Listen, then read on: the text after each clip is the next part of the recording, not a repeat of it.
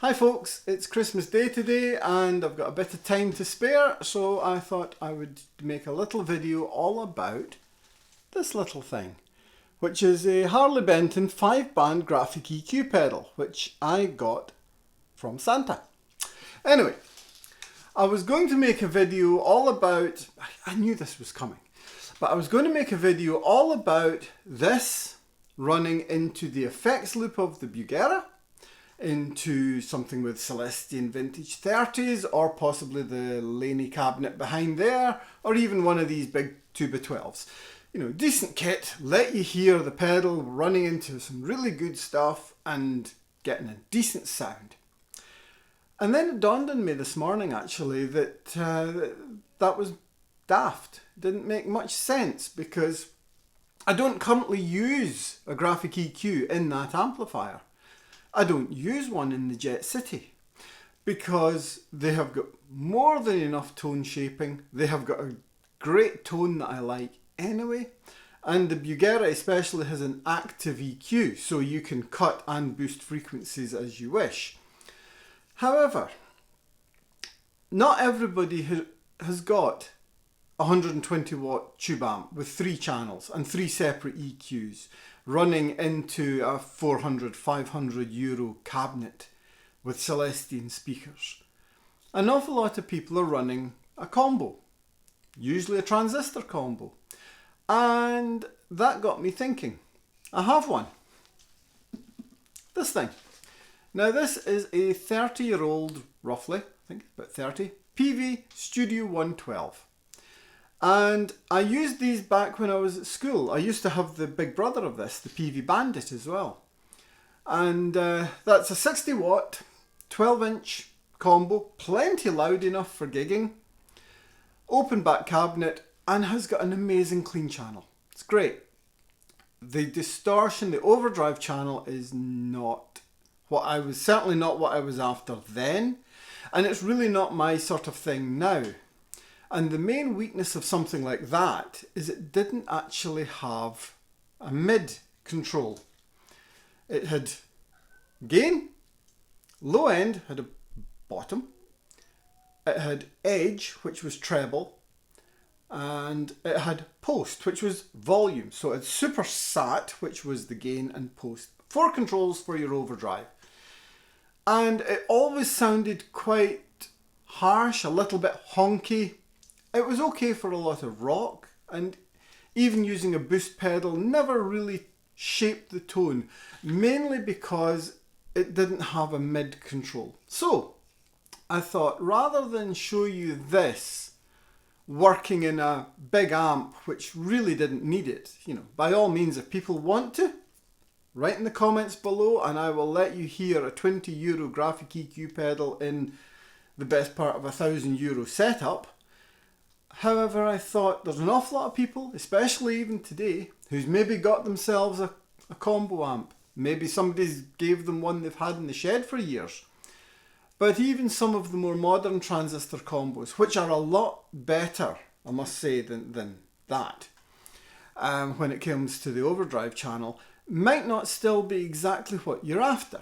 And at the moment, you've had your dinner, you're busy on Toman or Sweetwater or Bax, and you're scrolling through all the distortion pedals and overdrive pedals going, oh, I need that one, or I need that, or maybe that works, or oh, I'll get a Metal Zone. Shove it in the effects loop, be great. Anyway, these are cheap, 20 euros, and I would advise, whether beginner, whether you've been playing 30 years, 40 years, have an EQ pedal. And the reason I got this one was because it is about as cheap as they get. 20 euros. I think they're about 16, 17 pounds in UK money.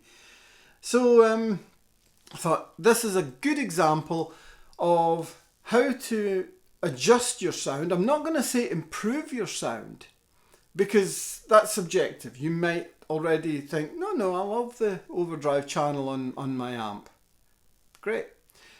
But if you want something different, if you want to tweak it somehow, and you have an effects loop, especially if you have an effects loop, this is amazingly powerful.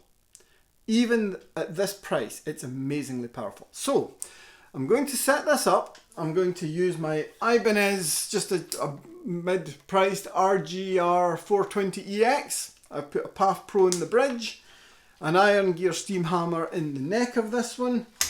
It's an old Warhorse guitar. As you see, the neck's a bit grotty and worn, but it's one of my main working instruments, so I'll use that. It's tuned to D, so it's tuned down a whole step for you, and hopefully get some nice heavy tones out of an amp that really never ever did nice heavy tones.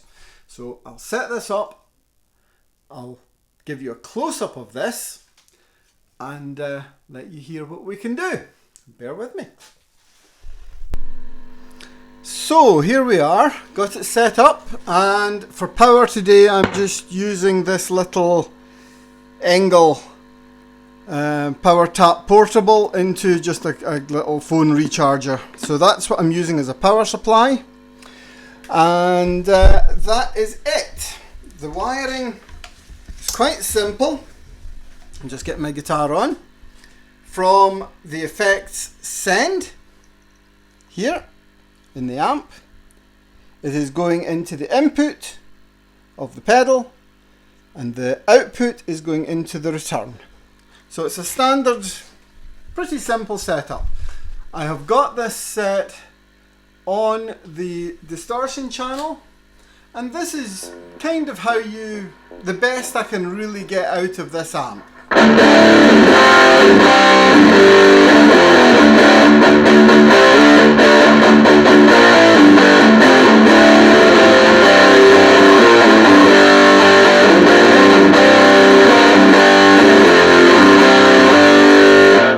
Now, what I find is in the room, if I increase the bass to maximum and the trebles at maximum, it does sound a little bit thicker. However, when you begin to really turn that up, it gets a little bit flubby, a little bit farty. It's not so nice. But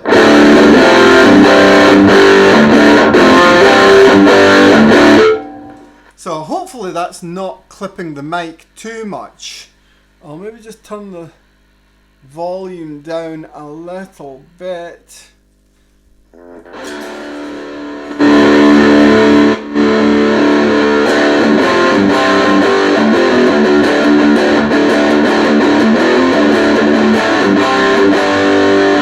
So it's not the worst sound on earth. So I'll engage the EQ pedal. Everything at the moment is at neutral, so it should sound really the same.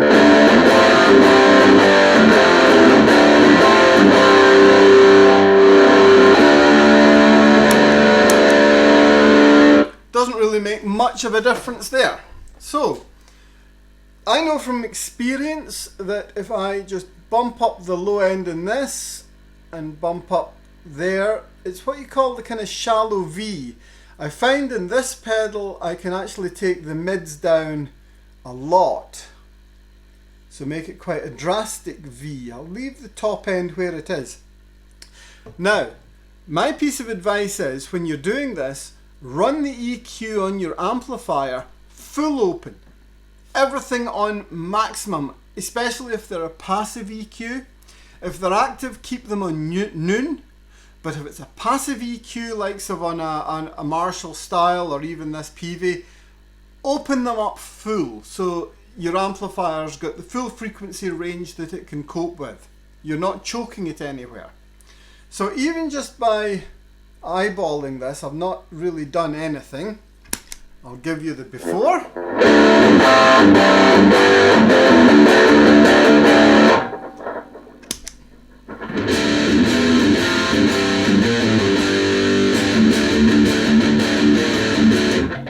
Okay, so we've got completely different sound and need a bit more on the mid, a bit of top end. Take that down and then see where we are.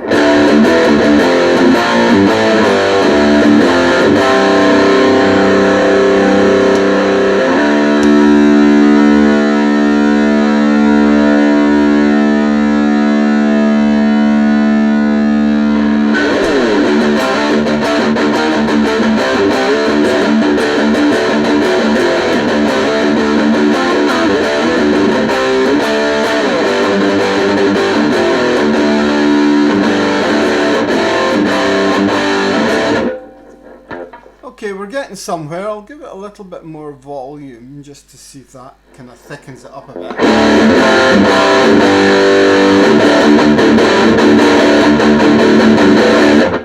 Yeah, okay, so that's not bad. I'll just bump the 250 Hertz up a bit. You have to be very careful with this. Obviously, if you go for something with an 8-band EQ or a 7, 8, 10, 12, you've got much more control, but you pay a little bit more. The Behringer do one actually that's based on the Boss. I think it's the GE7, which isn't much dearer, like 10 euros. It's actually a very good EQ pedal. However, we're going cheap and cheerful today with this Harley Benton.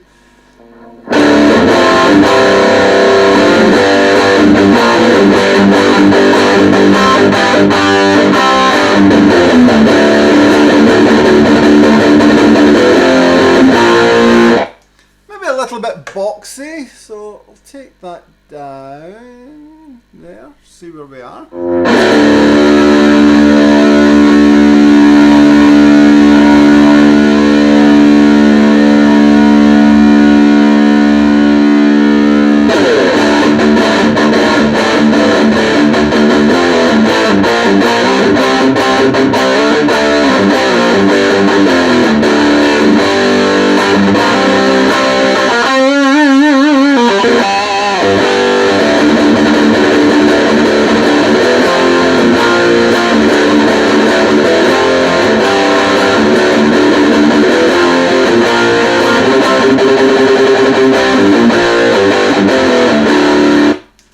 If you want to add a little bit more thump to that, just boost up the 100 Hertz, which is almost below where you hear, but it adds a resonance. But when you turn the amp louder, you must be very careful you don't actually distort the speaker. However, if you're playing live and you're miking the speaker, you can get away with a lower volume in the amp and tone shape that way. So we'll try this one.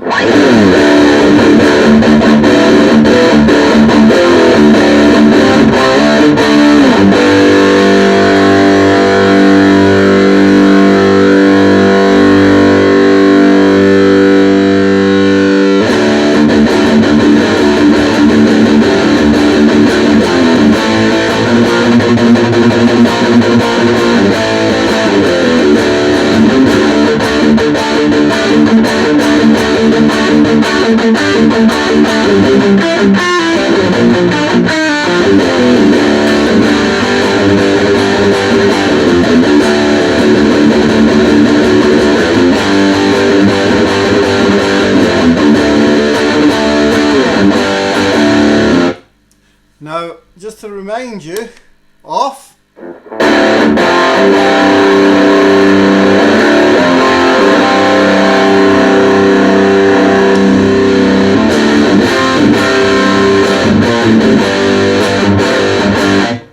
So that's quite a bit of difference. Now you have to be very subtle, because if I just drop that a fraction, you're straight into Pantera land. If you take out the mid-range,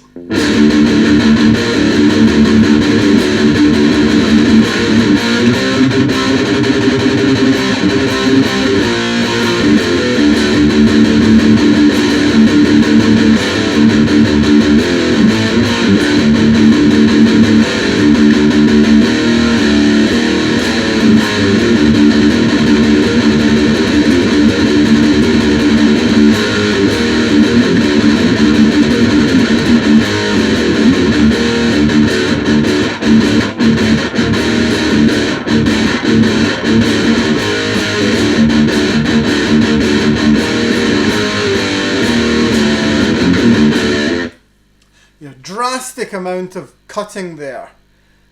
However, if it's a sound you want, you may not get heard in a band mix particularly well, but if you're after that sound, add a little bit more mids and it does help. But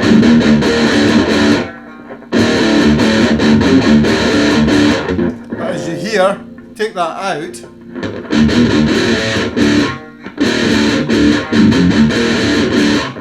and yeah, you've got so much range, so much control, and the more controls you have in your EQ, the better. However, 5-band, if you're very subtle with the movements, can give you a huge amount of choice, huge amount of range, and a decent tone just about out of any amplifier.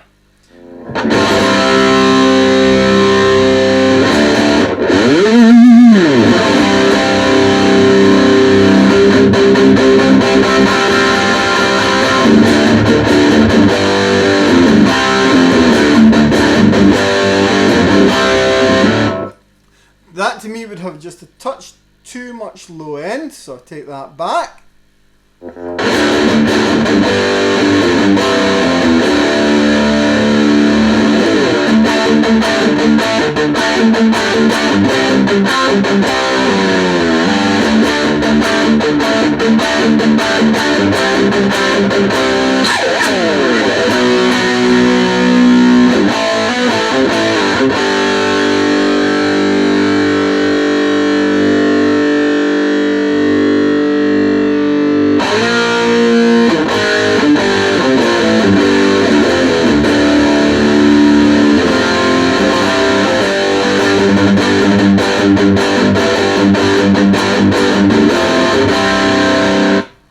And if you want more, you want to go to a more mid-range tone, there you go.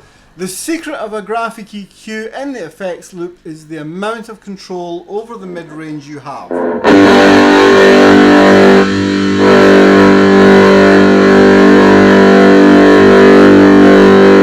So if you want to be heard, then yeah, you do that. That will get you heard much more than that.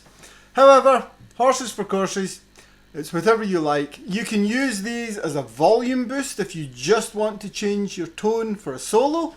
You can set the level high, so when you kick that in, you have a tone shape and a volume boost all in one go. If you're happy with the tone that you have, great. But if you want to have complete control over your sound, €20 and you're absolutely sorted. I'll put a link to this one in the description below. It's an affiliated link because I did sign up to the Thomann affiliate program. I'm not sure quite how that works yet, mainly because I don't think anyone's used it yet. However, it's there. And if it doesn't work, doesn't matter. It's a link to that little pedal. And like I say, they're about €20. So 16, 17 pounds or $20. And it's a nice simple thing. And I would recommend to anybody to always just carry one in your gig bag. Because it's the best get out of jail free card you can have. Doesn't matter what the amp, I can usually get a sound and get me through a gig with one of those. And if you went for something with the 7-band EQ, that gives you much more control, a bit more control in the very high end, which isn't necessary. The top end in this is a boost at around the 4K, which is about right. However, nice and simple, nice and robust, well made little pedal, does need its own power supply, doesn't take a battery. However, I'm running this off a phone battery and that would last for days.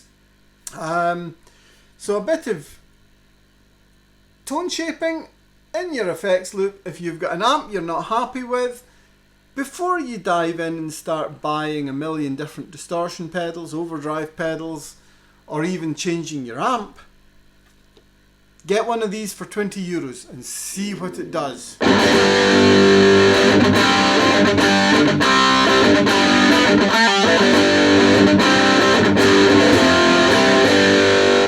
Okay, so that's all today. I've been some people have suggested trying to keep them a bit shorter, so I've got 10 minutes off this one.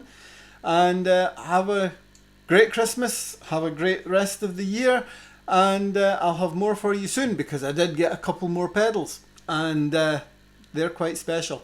So I'll start with this one and have a good day and hopefully more soon. Bye bye.